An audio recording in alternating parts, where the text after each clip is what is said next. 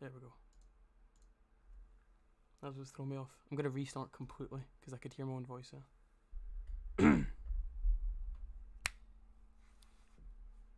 The Beast in the Cave by H.P Lovecraft. The horrible conclusion which had gradually obtruding itself upon my confused and reluctant mind was now an awful certainty. I was lost, completely, hopelessly lost in the vast labyrinthine recess of the Mammoth Cave. Turn as I might, in no direction could my straining vision seize on any object capable of serving as a guidepost to set me on the outward path. That nevermore should I behold the blessed light of day, or scan the pleasant hills of the dales of the beautiful world outside. My reason could no longer enter the slightest unbelief. Hope had departed. Yet, indoctrined as I was by the life of philosophical study, I derived no small measure of satisfaction from the unimpressioned demeanour. For although I had frequently read of the wild frenzy into which were thrown the victims of similar situations, I experienced none of these, but stood quiet as soon as I clearly realised the loss of my bearings. Nor did the thought that I had probably wandered beyond the outmost limits of the ordinary search cause me to abandon my composure even for a moment. If I must die, I reflect, then was this terrible yet majestic cavern as welcome as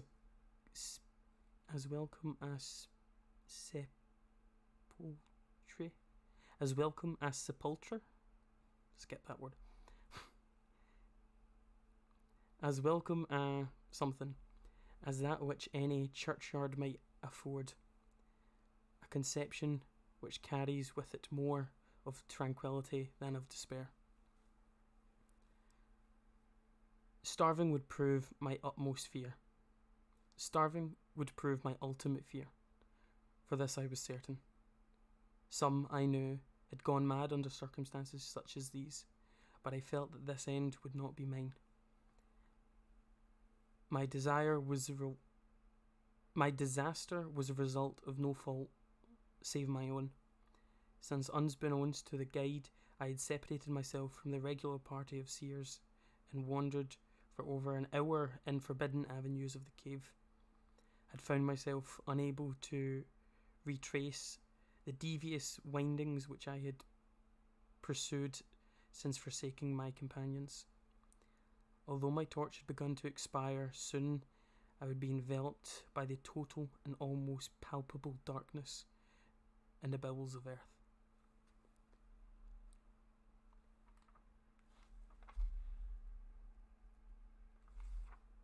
As I stood in the waning, unsteady light, I idle wandered over the exact circumstances of my coming end.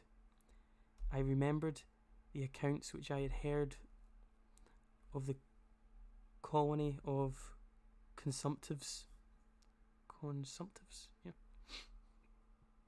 yeah, who, taking their residence in the gigantic grotto to find health from the apparently salubrious air of the underground world, with its steady, uniform temperature, pure air, and peaceful quiet, had found instead death in strange and ghastly form. I had seen the sad remains of their ill-made cottage as I passed them by with the party, and had wandered with unnatural influence a long sojourn in this immense and silent cavern would exert upon one as healthy and as vigorous as I think I skipped a sentence there. I don't know. Now, I grimly told myself my opportunity for settling this point had arrived, provided that want of food should not bring me to speedy a departure from my life. I'm not going to get any better. I do apologise. As the last fitful rays of my torch faded into obscurity, I resolved to leave no stone unturned. No possible means of escape. No possible means of escape neglected, so summoning all the powers possessed by my lungs, I set up a series of loud shouting, in the vain hopes of attracting the attention of the guide by my clamour. Yet, as I called, I believed in my heart that my cries were to no purpose, and that my voice, magnified and reflected by the numberless ramparts of black maze about me, fell upon no ears save my own. All at once, however, my attention was fixed with a start as I fancied that I heard the sound of the soft approaching steps on the rocky floor of the cavern. Was my deliverance about to be accomplished so soon? Had then all my horrible apprehensions been of naught? And was the guide, having marked my unwarranted absence from the party, followed my course and seeking me out in this limestone labyrinth?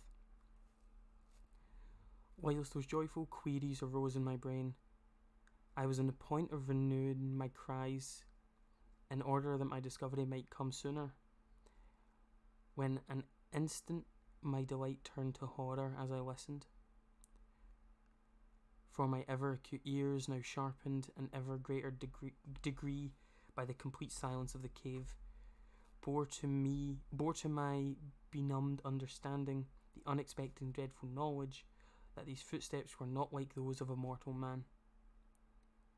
In the unearthly stillness of the subterranean region, the tread of booted guide would have sounded like a series of sharp and incisive blows. These impacts were soft and steady, as of padded paws of some feline. Besides, at times, when I listened carefully, I seemed to trace the falls of 4 instead of 2 feet.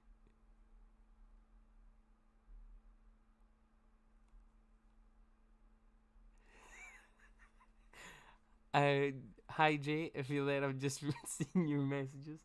I'd like to think the line, I think I skipped a beat. I think I skipped a bit. Wait, what did you? I like to think the line, I think I skipped a bit is a line in the book. Thank you for the donation, shitbeef99.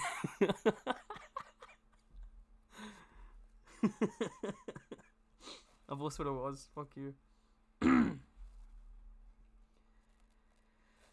Right. It seemed to trace the falls of 4 instead of 2 feet. I was now convinced that I had, by my cries, aroused and attracted some wild beast, perhaps a mountain lion which had accidentally strayed within the cave. Perhaps, I considered, the Almighty had chosen for me a swifter and more merciful death than that of hunger. Yet the instance of self-preservation, never wholly dormant, was stirring in my breast, and though escape from the oncoming peril might but spare me for a stern and more lingering end, I determined nevertheless to part with my life as a high price as I could command. Strange as it may seem, my mind conceived of no intent on the part of the visitor save that of hostility. I'm really struggling here, but I'll get there. Needs a bit of lukewarm tea, apparently.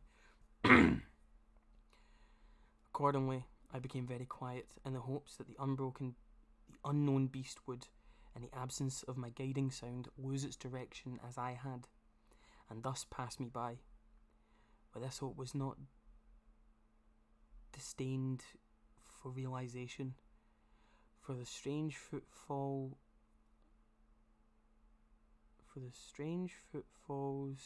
steadily advanced, the animal evidently having obtained my scent, which in an atmosphere so absolutely free from all distracting influence as this of the cave could doubtless be followed at great distance. Unseen, therefore, that I must be armed for the defence against an uncanny and unseen attack in the dark.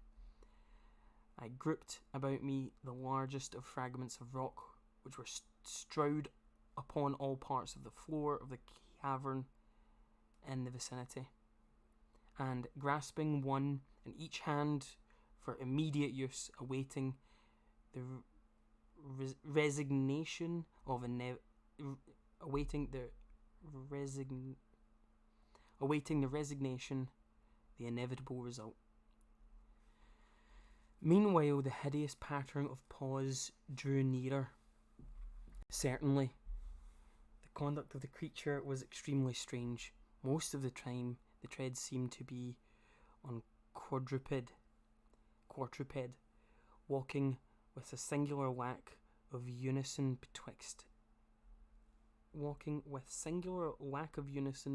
betwixt hind and fore feet.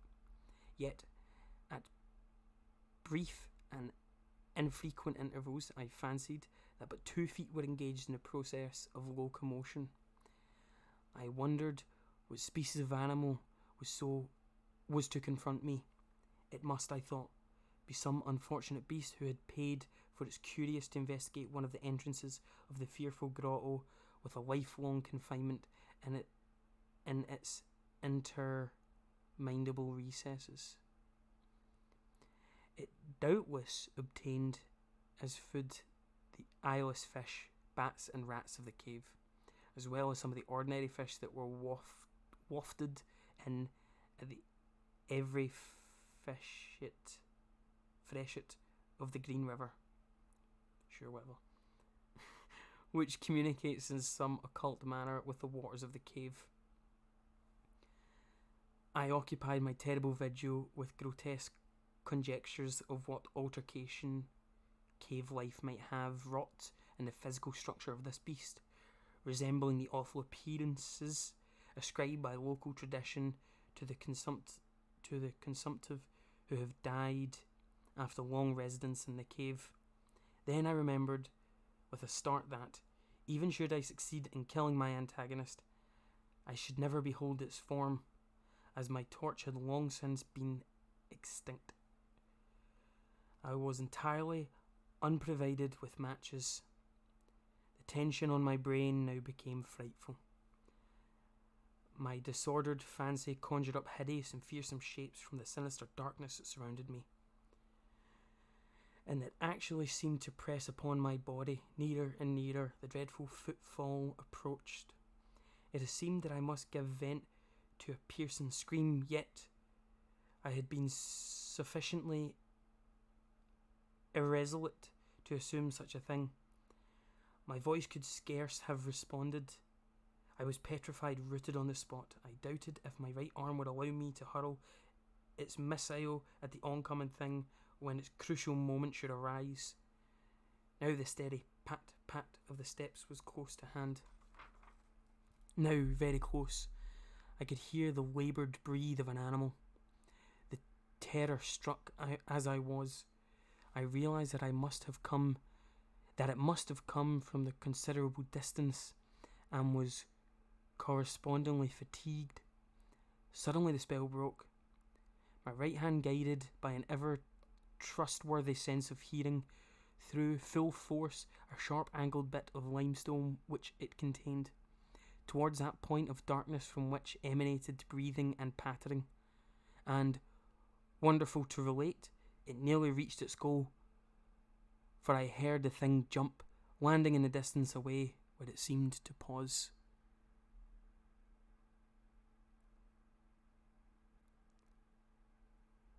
I can see a message was deleted by a moderator, and I fear what it could have been. I'm gonna quickly investigate what that is.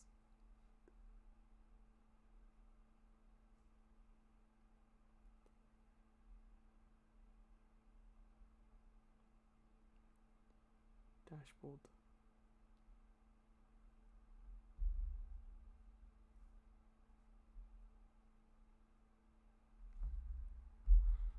Are you just writing the word spam, or was it spam?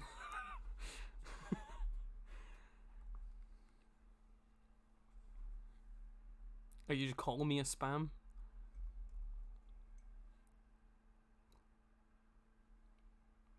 Oh, I see. Jason, you're the one watching. Do you want to see the cool... I'll pause right now. He threw a stone at the beast. And there's been a pause now in the moment of his apprehension of his stone. Evasiveness of his stone. So we have this screen, which is just the audio broadcast. We then have...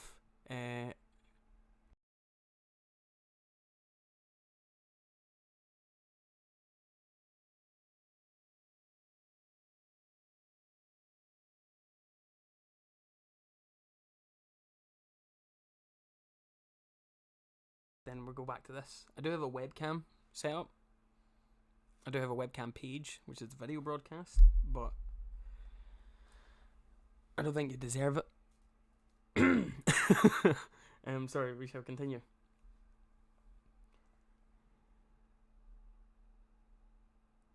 Are you not watching, or did it not? No, it came up. Yeah. It says you're out of range. That's what I wanted. Out of range. Yeah. That's my break thing. That's what it's supposed to say. Anyway, I'll continue. Sorry.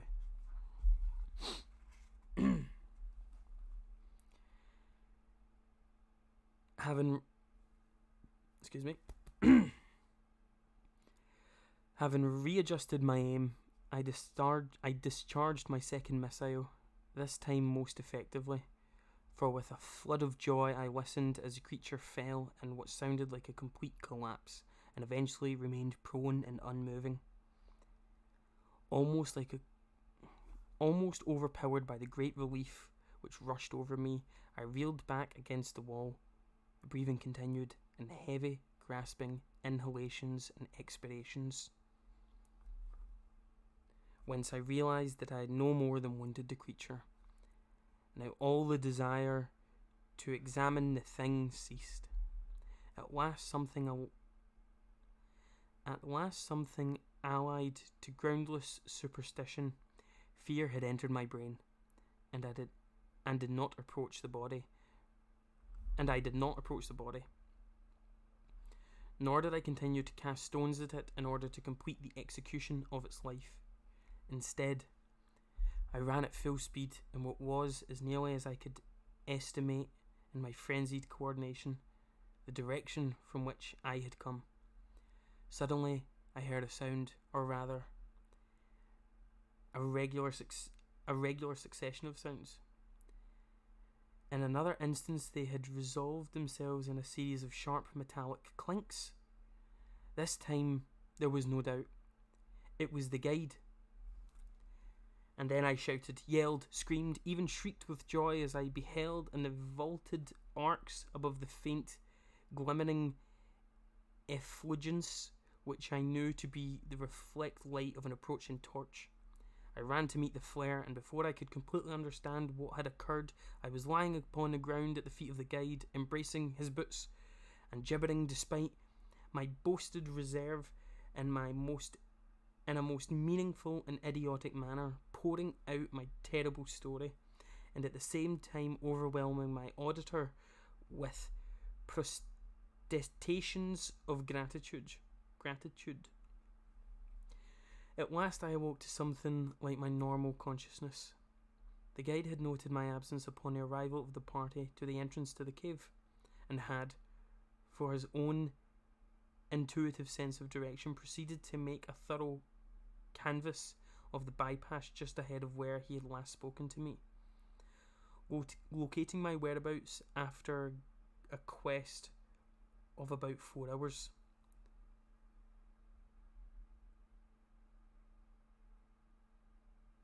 Oh yeah, sorry, I forget the break page mutes my mic.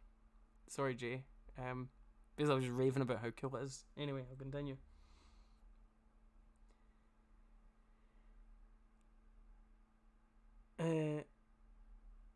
By the time he had related this to me, I, emboldened by his torch and his company, began to reflect upon the strange beast which I had wounded but a short distance back in the darkness, and I suggested that we ascertain by the rushlight aid what manner of creature was my victim. Accordingly, I retraced my steps, this time with courage born from companionship, to the scene of my terrible experience. Soon we descried a white object upon the floor, an object whiter even than the gleaming limestone itself. Cautiously advancing, we gave vent to simultaneous Jay, you're gonna have a giggle at this one. I'm gonna restart that sentence. Cautiously advancing, we gave vent to simultaneous ejaculations of wonderment for all the unnatural monsters either of us had in our lifetime beheld. This was surpassing degrees the strangest. It appeared to be an anthropid ape of large proportions, escaped perhaps from some itinerant menagerie. Skip that word. Its hair was snow white, a thing due, no doubt, to the bleaching action of long existence within the inky confines of the cave. But it was also surprisingly thin, being indeed largely absent save in the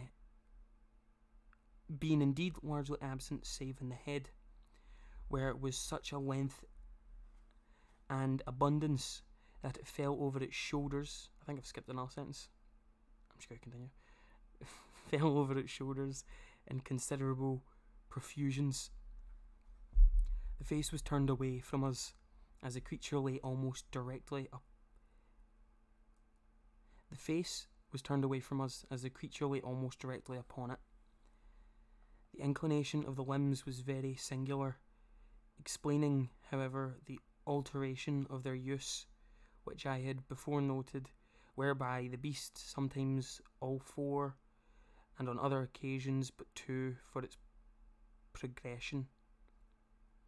From the tips of its fingers or toes, long nail-like claws extended.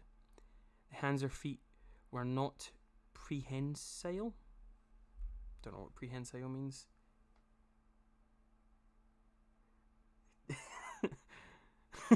Yeah, Jay, I'm reading this word for word. That part is not important. We can skip that. Was written in the book. That's word for word. Like, let's see. Hold on. Where was I? The hands or feet were not prehensile. In fact, that I ascribe to that long residence in the cave from which, as I before mentioned, seemed evident from all the pervading and almost unearthly whiteness so characteristic of this whole autonomy. No tail seemed to be present.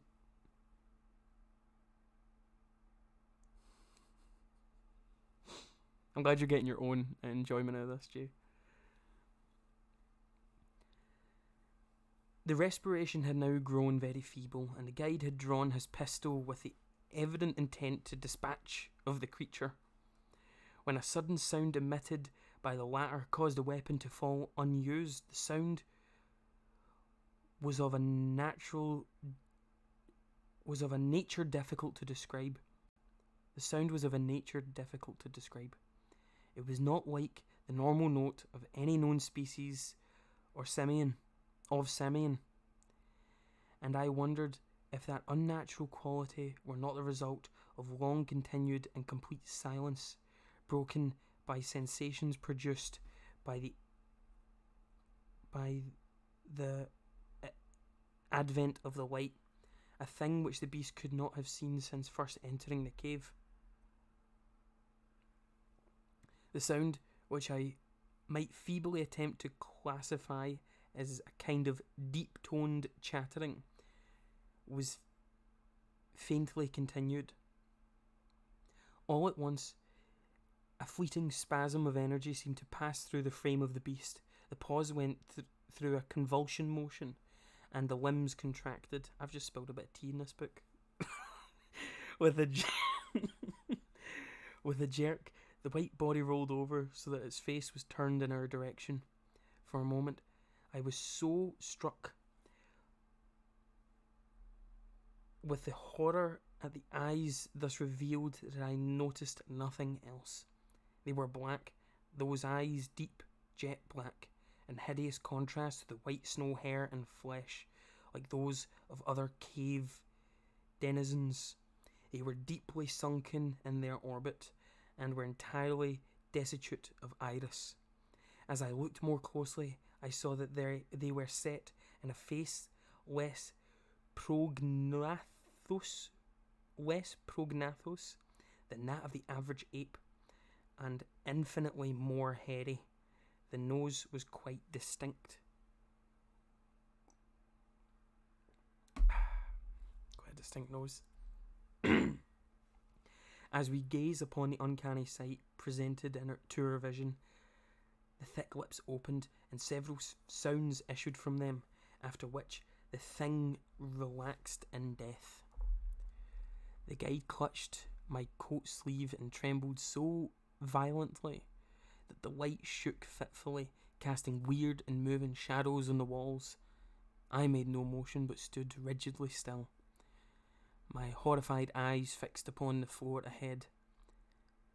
Then fear left, and wonder, awe, compassion, and reverence succeeded in its place. For the sound uttered by the stricken figure that lay stretched out in the limestone had told of an awesome truth. The creature I had killed, the strange beast of the unfathomed cave, was, or had at one time been, a man. Ba-ba-ba. That was the end of The Beast in the Cave. I think that was it, yeah. Beast in the Cave. What did I just read? The Beast in the Cave by H.P Lovecraft. The first in my collection of the complete fictions of H.P Lovecraft.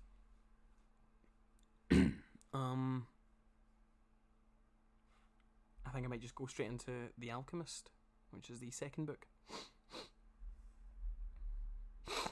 Excuse me.